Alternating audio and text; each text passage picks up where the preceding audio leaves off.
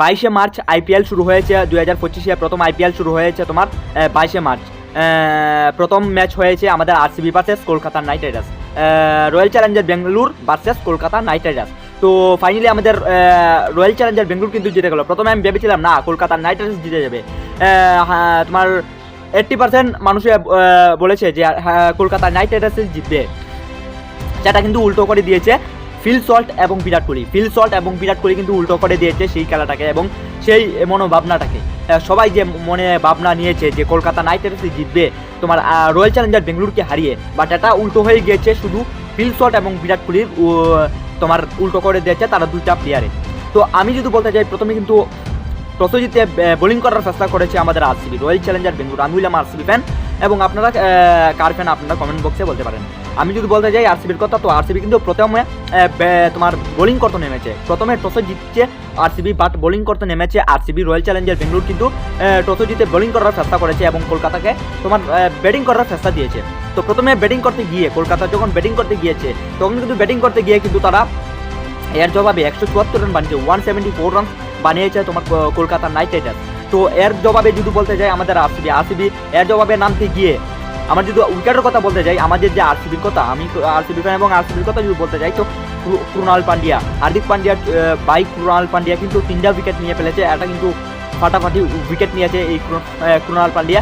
সেই উইকেটের উপর ভিত্তি করিয়া কিন্তু তারা 174 রান বানিয়েছে। প্রথম কিন্তু তারা যে খেলেছে, যে পাওয়ার প্লেটা খেলেছে 1 থেকে 6 পর্যন্ত যে ওভারটা খেলেছে, সেটা কিন্তু অসাধারণ ছিল।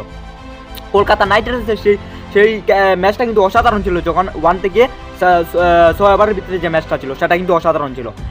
সেটাতে মনে হয়েছিল যে 250-র উপরে, 200-র উপরে এবং 250-র উপরে চলে যাবে, সেটা মনোভাবনা নিয়েছিলাম আমি।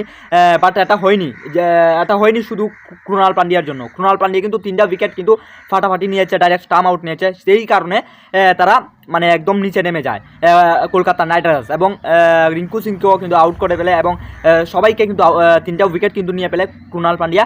এর উপর ভিত্তি করে কিন্তু তারা 174 রান বানিয়েছে, 174 রান বানিয়েছে কলকাতা নাইট রাইডার্স।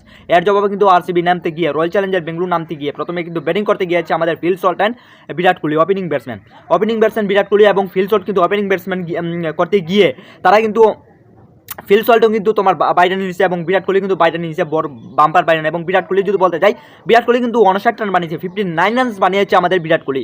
এবং এর প্রথম ম্যাচের মধ্যে কিন্তু 59 রান বানিয়েছে বিরাট কোহলি। একবার মনে ভাবো যে নেক্সট ঠিক তা করবে। এর মধ্যে ফিল সল্টের কথা বলতে গেলে 56 রান বানিয়েছে ফিল সল্ট। তো ফিল সল্টের উপর আমরা প্রথমে ভেবেছিলাম যে ফিল সল্ট এখন বর্তমানে ফর্মে নেই, কি হবে আরসিবির কি হবে। তো এখন দেখা যায় যে ফিল সল্টও এসে গেছে এবং ফর্মে এসে গেছে, বিরাট কোহলির সাথে যোগ দিতে পারবে এবং ওপেনিং ব্যাটসম্যানটা তারা ভালো করতে পারবে feel Salt and Virat Kohli. তো দেখা যাক কি হয়। আমরা চাইবো যে বিরাট কোহলি এবং ফিল সল্টের মধ্যে সবাই দুজনকে আমরা দেখতে চাই ভালো ফর্মে এবং ভালো কিছু করতে পারে এবং আরসিবি এই 2025 আইপিএলটা আমরা বিরাট কোহলির উপর হাতে দেখতে চাই। তো এটা আমরা আশা রাখবো। আমরা চাইবো আরসিবি আরও আগাতে পারে এবং উপরে যেতে পারে, আমরা এটাই চাইবো। তো আপনারা যদি কিছু বলার থাকে আপনারা কমেন্ট বক্সে বলতে পারেন। আমি এখনই ভিডিও শেষ করছি, আর বেশি কিছু বলছেন। আর যদি আপনার ভিডিও পছন্দ হয়ে থাকে একটা লাইক করে দেবেন, আর যদি নতুন হয়ে থাকেন প্লিজ একটা সাবস্ক্রাইব করে দেবেন। বহুদিন পর আমি এই ভিডিও নিয়ে এসেছি, তো প্লিজ একটা সাবস্ক্রাইব করে দেবেন। তো এখানে ভিডিও শেষ করি। বাই বাই, টাটা, জয় হিন্দ, জয় ভারত।